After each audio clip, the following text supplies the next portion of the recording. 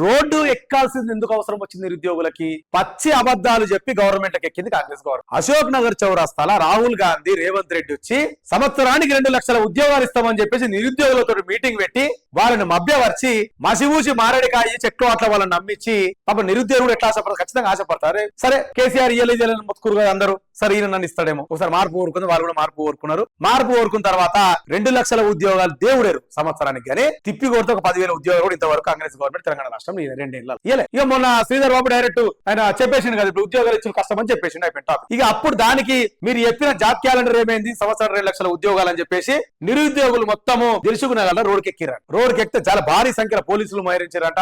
భారీ సంఖ్యలో కూడా నిరుద్యోగులు వచ్చి ధర్నా చేస్తారు. బరాబర్ ఎందుకు అయ్యారు? వాళ్ళ కడుపు కాలుతుందాడ, నిరుద్యోగులది కడుపు కాలుతుంది. ఎవడు చెప్పమన్నాడు మిమ్మల్ని? పూటకు చేతగాని మాటలతో ఎవడు చెప్పమన్నాడు మిమ్మల్ని? నిరుద్యోగులకి ఎవడు నిరుద్యోగులని ఏమార్చమని చెప్పిండు? ఎవరు నిరుద్యోగులు మోసం చేయమని చెప్పి? అంటే మీ అధికార దాహం కోసం, ముఖ్యమంత్రి సీట్ కోసం జస్ట్ పెన్ పవర్, అధికారం మా చేతికి వస్తే చాలు, తర్వాత ఎవడెటనా సావని, రైతోడెటన్నా ఓని, ఉద్యోగులు ఎటన్నా ఓని, నిరుద్యోగులు ఎటన్నా ఓని, విద్యార్థులు ఎటన్నా ఓని, ఎవడేటైస్ వస్తే మాకెందుకు, ఎవడు ఏట్ల పోతే గంగల పోతే మాకెందుకు, మేం మాత్రం గద్దెనెక్కి కూర్చుంటే మంచిగా 4 రూపాయలు సంపాదించుకుంటాం అని చెప్పేసి కూడా వీళ్ళు చేసిరని చెప్పేసి కూడా మనం ఇక్కడ చూసుకోవచ్చు.